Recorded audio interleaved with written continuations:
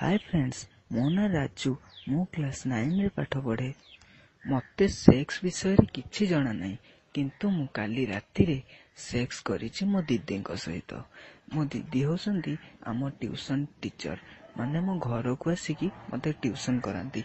सी ना काली मो सहित सेक्स कले, मते बहुत मजा लागिला। आम ट्यूशन दीदी देखा बहुत सुंदर, तांको समस्ते लाइन मारती। आउ मु काली तांको गेहिबार मजा नेली। एथिरु मते बहुत खुशी अछि। मु आगरु केबे भी गेहिनी, काली प्रथम थर गेहिली, मते बहुत भल लागिला। मु क्लास 9 रे पढुची, मोर ना एबे बांडरे चुट्टी मध्य ठीक से उठिनी, किंतु काली ना मु गेही गेही मो बांड छोड़ी ही जाइची। जानिसंती सांग माने गेहिबार मजा एते अछि बोली मु केबे भी जान नथिली।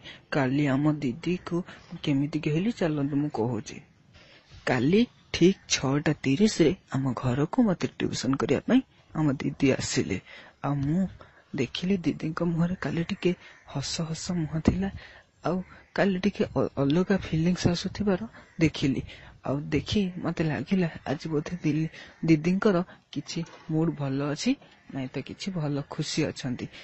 देखि मु जानि पाली। आ दीदी पचाली, दीदी कोन हेछि, आपण एते खुशी अछंती? दीदी कहले मोर आज बहुत किछि मन होउची, जहा आज मु तम सहित शेयर करिवि। मु किछि बुझी पारलेनी, किंतु मु कहली हां दीदी किछि बोधे खुशी अछंती, कहिबे पछरे। तापरे मु चुप रहिली। आ दीदी मते कहले साइंस बही भर कर, पाठ पढ़िबा। आ मु साइंस बही देली। दीदी मते साइंस बही रो मझीरु न पढ़ेई आमर पाठ पढ़ा अधा जाए आसीगलानी, किंतु सेठू न पढ़ेई मते लास्ट सब्जेक्ट पढ़ेले। लास्ट सब्जेक्ट यौन संप्रसारण विषय रे आधारित से विषय। ता देहरे केमिति आमे जनकू छाड़ी 2-3 जनक सहित सेक्स कले एड्स विषय रे देखा होईची। आउ मते से विषय रे दीदी पढ़ौथिले। मते ना से सब किछि बुझा पड़ु नथिला, किंतु मु दीदी को सब कथा बार बार पचारथिली, खोली की पचारथिली, दीदी एटा कोन सेटा कोन। दीदी मते सब कथा बुझे की कहथिले, हेले मु किछि जानिनी, काहे कि ना मते ना सेक्स विषय रे किछि भी जाना नथिला। तापरे काली हठात पढ़ो दीदी मते कहले, जदि जणे आउ जनक सहित 4-5 थर सेक्स करे, माने 4-5 जनक सहित सेक्स करे, ताहले ता सहित एड्स हबार संभावना अछि। मु पचारली, दीदी एड्स माने कोन? दीदी मते कहले एड्स होची एक भूताणु, जहा जनक ठारू अन्य जनक डेई थाए एही सेक्स द्वारा। मु कहली दीदी सेक्स केमिति करंती? दीदी मते कहले से सब कथा तमे एबे जानि परिबनी, जेतेबेले बड़ हबो जानि परिबो। मु कहली नाइ दीदी मते एबे कुह, मु एबे जानिबी सेक्स केमिति हुए। दीदी मते कहले ए सब बहुत सीक्रेट कथा। मु कहली हां मते जानिबो, मु जानिबी, नहले मते भल लागोनी। दीदी कहले नाइ, जदि जानिबाकू चाहुचो ताले ठीक अछि, तमर रूम रो कबाटटा दियो। मु जाई कि कबाट दे देली।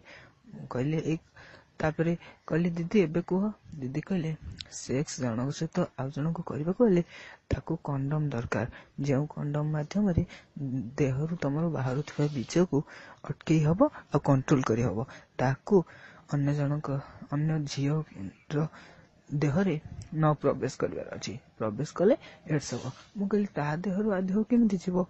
दीदी कहले देखिबो केमिति जिवो। मु कहली हां केमिति जिवो देखिबी। तापरे दीदी हठात मते कहले मो पाखकू आसो। मु पाखकू कहली, दीदी कहले पेंट खोलो। मते लाज लागिला, मु खराब लागिला। मु कहली दीदी एमिति कोन कहउसंती? ना खोलो, मु तुमको कहूची बहुत मजा लागिबो ए पाठ। मु कहली नाइ दीदी मते तमे सेमिति कुह, किंतु दीदी मोर जबरदस्त पेंटी को खोली देले। आ मु भी दीदी को जबरदस्त करि पालिनी। आ खोली देला परे मोर थिबा नुनीटी टिके नाको टेंगी हेकी थिला, किंतु मोर भलो से टेंगी हे नथिला, काहे कि ना मु सेक्स विषय रे जानिनी तो मोर केमिति ठिया हबो। तो मु तापरे दीदी ताको कोन कले दे कहले आ भितरु मो बिया भितरे पसिले जो जिंसटा बाहर की पड़िबो सेई जिंसटा को बीज कुहा जाए। मु कहली दीदी आ भितर केमिति बीज बाहरिबो? दीदी कहले देखिबो केमिति बीज बाहरिबो। मु कहली हां। तापरे दीदी ताको पाटीटा आनिकी मो बांडरे ପୁରେଇଲେ, ମାନେ ମୋ ଭାଣ୍ଡଟିକୁ ନେଇ ତାଙ୍କ ପାଟିରେ ପୁରେଇଲେ। ଆଉ ମତେ ହଠାତ୍ ଖରାପ ଲାଗିଲା, କେମିତି ଲାଗିଲା, ମୁଁ ନିଜକୁ ସହିପାରିଲିନି। ଆଉ ମୁଁ ଦିଦିଙ୍କୁ କହିଲି, ନାଇଁ ଦିଦି ଛାଡ଼ିଦିଅ। କିନ୍ତୁ ଦିଦି କହିଲେ ରୁହ, ବହୁତ ମଜା ଲାଗିବ। ଆଉ ଟିକେ ନାକୁ ଚାଟିଲା ପରେ ହଠାତ୍ ମୁଁ ଦେଖିଲି ମୋ ଭାଣ୍ଡଟି ଠିଆ ହୋଇଗଲା। ଆଉ ଠିଆ ହେଲା ପରେ ମୁଁ ଜାଣିପାରିଲିନି କେମିତି ଠିଆ ହେଲା, କିନ୍ତୁ ଅଟୋମେଟିକ ଠିଆ ହେଇଗଲା। ଆଉ ତାକୁ ମୋ ଦିଦି ଚୁଚୁମି ବହୁତ ସମୟ ଯାଇ ଚୁଚୁମିଲେ। ତାପରେ ମୋ ଭାଣ୍ଡଟିକୁ ମୁଁ ଦେଖିଲି ବହୁତ ହାର୍ଡ ହୋଇଯାଇଛି। ଆଉ ତାପରେ ମତେ ଦିଦି ତାଙ୍କ ଶାଢୀଟି ଖୋଲିଦେଇ କହିଲେ, ମୋତେ ବା ବ୍ଲାଉଜଟି ତମେ ନିଜ ହାତରେ ଖୋଲିଦିଅ। ମତେ ଖରାପ ଲାଗିଲା। ମୁଁ କହିଲି ନାଇଁ। ଦିଦି କହିଲେ ନାଇଁ, ଯେତିକି କହୁଛି ସେତିକି କର, ମୁଁ ତମ ଟ୍ୟୁସନ ମାଷ୍ଟର ନା। ତାପରେ ମୁଁ ଦିଦିଙ୍କ କଥାକୁ ନ କାଟି ମୁଁ ତାଙ୍କ ବ୍ଲାଉଜଟି ଖୋଲିଦେଲି। ଦିଦିଙ୍କର ବଡ ବଡ ଦୁଧ ଦେଖି ମତେ ତ ବହୁତ ଖୁସି ଲାଗିଲା, ଆଉ ବହୁତ ଇଚ୍ଛା ହେଲା ତାକୁ ଚିପିବାକୁ। ଆଉ ଦିଦି କହିଲେ, ଏବେ ତମେ କର। ମୁଁ କହିଲି, କଣ ଦିଦି କରିବି? ଦିଦି କହିଲେ, ତମ ହାତରେ ଚିପ, ଆଉ ତମ ପାଟିରେ ମୋ ନିପଲ ଦିଟାକୁ ଖାଅ। ତାପରେ ମୁଁ ଦିଦିଙ୍କ ଦୁଗ୍ଧକୁ ଚିପିଲି, ଆଉ ପାଟିରେ ତାଙ୍କ ନିପଲଟିକୁ ଖାଇଲି। ଆଉ ଦିଦିଙ୍କର ସାଙ୍ଗେ ସାଙ୍ଗେ ବହୁତ ଜୋଶ ଉଠିଗଲା। ସେଥିପାଇଁ ଦିଦି ମତେ କହିଲେ ଜଲ୍ଦି ମୋ ଶାଢୀ ସାୟା ସବୁ ଖୋଲିଦିଅ। ମୁଁ ତାଙ୍କର ସବୁ ଖୋଲିଦେଲି। ଦିଦି ପୁରା ନଙ୍ଗଳା ହୋଇଯାଇଥିଲେ। ଆଉ ଦିଦି କହିଲେ, ଏବେ ମୋ ବିଆଟିକୁ ଚାଟ। ମୁଁ ତାପରେ ଦିଦିଙ୍କ ବିଆଟିକୁ ବହୁତ ଚାଟିଲି। ଆଉ ମତେ ବହୁତ ଭଲ ଲାଗୁଥାଏ ଚାଟିକି।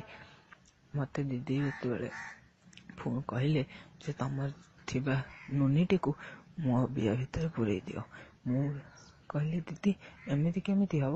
ଦିଦି କହିଲେ, ତମେ ପୁରାଅ। ଦିଦି କଣ କଲେ, ମତେ ଶୋଇପଡିଲେ ଆଉ କହିଲେ, ମୋ ଉପରେ ଶୁଅ। ମୁଁ ତାଙ୍କ ଉପରେ ଶୋଇଲି। ତାପରେ ମୋର ଥିବା ନୁନିଟିକୁ ମତେ ତାଙ୍କ ବିଆ ଭିତରେ ପୁରେଇଲେ। ଆଉ ମୁଁ ଦେଖିଲି ମତେ ଜୋରେ ମୋ ଗାଣ୍ଡିକୁ ପ୍ରେସର କଲେ। ଆଉ ମୁଁ ଦେଖିଲି ମୋ ନୁନିଟେ ଧୀରେ ଧୀରେ ଦିଦିଙ୍କ ବିଆ ଭିତରେ ପଶିଗଲା। ଆଉ ମତେ ଦେଖିକି ମତେ ବହୁତ ଆଶ୍ଚର୍ଯ୍ୟ ଲାଗିଲା, ଏମିତି କେମିତି ହେଲା। ତାପରେ ମତେ ସେ କହିଲେ ଉପର ତଳ କର। ମୁଁ ପେଲି ପାରିଲିନି, ବାହାରିଗଲା, ପୁଣି ପୁରେଇ ପାରିଲିନି। ତାପରେ ଦିଦି ଆଉ ଥରେ ପୁରେଇଲେ। ଏମିତି 3-4 ଥର କହିଲା ପରେ ମୁଁ ସବୁ ବୁଝିଗଲି ଏଇଟାକୁ କେମିତି ପୁରେଇବି। ତାପରେ ମୁଁ ନିଜେ ପୁରେଇଲା ପରେ ଦିଦି ମୋ ପେଲା ଖାଇକି ବହୁତ ଖୁସି ହେଲେ। କହିଲେ, ବଢିଆ କରୁଛ, ଏମିତି କର। ମୁଁ ପାଖାପାଖି ବିଶ୍ୱାସ କରିବନି 15 ମିନିଟ ଖଣ୍ଡେ କଲି। ତାପରେ ହାଲିଆ ହୋଇଗଲି। ତାପରେ ଦିଦି କଣ କଲେ, ମତେ କହିଲେ, ଠିକ ଅଛି ଉଠ। ଉଠିଲି। ତାପରେ ପୁଣି ମୋ ଭାଣ୍ଡଟିକୁ ଚୁଷୁମାରେ ଲାଗିଲେ। ମତେ ଶୁଆଇ ଦେଇକି ମୋ ଉପରେ ଦିଦି ମୋ ପେଟ ଉପରେ ବସିକି ମୋ ଭାଣ୍ଡକୁ ଚୁଷୁମିଲେ। ଆଉ ଚୁଷୁମି ପାଖାପାଖି 15-20 ମିନିଟ ଚୁଷୁମିଲେ। ତାପରେ ମତେ କହିଲେ, ମୁଁ ଆଣ୍ଠଉଛି, ତମେ ନେଇକି ମୋ ଗାଣ୍ଡି ଭିତରେ ପୁରାଅ। ତାପରେ ଦିଦିଙ୍କ ଗାଣ୍ଡି ଭିତରେ ମୁଁ ପୁରେଇଲି। ଟାଇଟ ଥିଲା, ମତେ କାଟିଲା। ଦିଦିଙ୍କୁ ବି କାଟିଲା। ହେଲେ ବି ମୋର ଭାଣ୍ଡଟି ହଠାତ୍ ଟାଣ ଏତେ ହୋଇଯାଇଥିଲା ଯେ ମୁଁ ନିଜେ ବି ଜାଣିନଥିଲି ଲୁହା ଭଳିଆ ଟାଣ ହୋଇଥିବ ବୋଲି। ତାପରେ ମୁଁ ତାଙ୍କ ଭିତରେ ପୁରେଇଲି। ସେ ମଧ୍ୟ ବହୁତ କଷ୍ଟ ପାଇଲେ। ତାପରେ ମୁଁ ଜବରଦସ୍ତ ପୁରେଇଲି, ଆଉ ତା ଭିତରେ ପଶିଗଲା। ଏମିତି ପାଖାପାଖି 20-30 ମିନିଟ କଲି। ମୋ ଭାଣ୍ଡିରୁ ବୀଜ ବାହାରୁ ନଥାଏ। କାହିଁକି ନା ବର୍ତ୍ତମାନ ମୋର ଏଜ ମାତ୍ର 16 ବର୍ଷ। 15-16 ବର୍ଷରେ ମୁଁ ଆଜି ଯାଏଁ କେବେ ବି କାହାକୁ ଏମିତି କାମ କରିନି। ତ ପ୍ରଥମ ଥର କରିବା ଫଳରେ ମୋ ଭାଣ୍ଡ ଭିତରୁ ବୀଜ ମଧ୍ୟ ବାହାରୁ ନଥାଏ। ଆଉ ଚୁଟି ମଧ୍ୟ ଭାଣ୍ଡରେ ମୋର ନୂଆ ଉଠୁଛି। ତ ଏମିତି ପାଖାପାଖି ଅଧଘଣ୍ଟା 45 ମିନିଟ ବହୁତ ସମୟ କଲି। ବହୁତ ଗେହିଲି, କିନ୍ତୁ ବି ମୋର ବୀଜ ବାହାରୁ ନଥାଏ। ତାପରେ ଦିଦି କଣ କହିଲେ, ଦିଦି ମତେ ଶୋଇଲେ। ତାପରେ ମୋ ଉପରେ ସେ ଶୋଇଲେ। ମୋ ଭାଣ୍ଡଟିକୁ ନେଇ ତାଙ୍କ ବିଆରେ ଧୀରେ ପୁରେଇକି ମତେ ଉପରେ ଶୋଇକି ସେ ମତେ ଘିଆ ଖାଇଲେ। ଆଉ ତାପରେ କିଛି ସମୟ ଗଲା। ତାପରେ ମୁଁ କହିଲି, ଦିଦି ମତେ କାହିଁକି କେମିତି ଗୋଟେ ଲାଗୁଛି। ଦିଦି ଜାଣିଗଲେ ଯେ ମୋ ଭାଣ୍ଡରୁ ବୀଜ ବାହାରିବ। ତାପରେ ସାଙ୍ଗେ ସାଙ୍ଗେ ଠିଆ କରେଇଦେଲେ ମତେ, ଆଉ ମୋ ଭାଣ୍ଡଟିକୁ ଚୁଷୁମିବାରେ ଲାଗିଲେ। ହଠାତ୍ ମୁଁ ଦେଖିଲି ମୋ ଦେହର ସବୁ ଅଙ୍ଗ ପ୍ରତ୍ୟଙ୍ଗ ଟାଣି ହେଲା। ଆଉ ଟାଣି ହେବା ଫଳରେ ଦେଖିଲି ହଠାତ୍ ମୋ ଭାଣ୍ଡରୁ କିଛି ଧଳା ପଦାର୍ଥ ବାହାରିଲା। ଆଉ ଦିଦି ତାକୁ ଚାଟି ପକଉଥାନ୍ତି ଆଉ କହୁଥାନ୍ତି ଏଇଟାକୁ କହନ୍ତି ବୀଜ, ଏଟା ଯଦି ମୋ ବିଆରେ ଛାଡି ଦେଇଥାନ୍ତ ତାହେଲେ ଏଡ୍ସ ହେଇଥାନ୍ତା। ଆଉ ଏମିତି ଯଦି ଜଣଙ୍କଠୁ ଛାଡିକି ଅନ୍ୟ ଜଣଙ୍କ ସହିତ କରିବ ତାହେଲେ ଏଡ୍ସ ହବ। ସେଥିପାଇଁ ଆଜିଠୁ ମତେ କୁହ ଯେ ତମେ ଆଉ କାହା ସହିତ କରିବନି,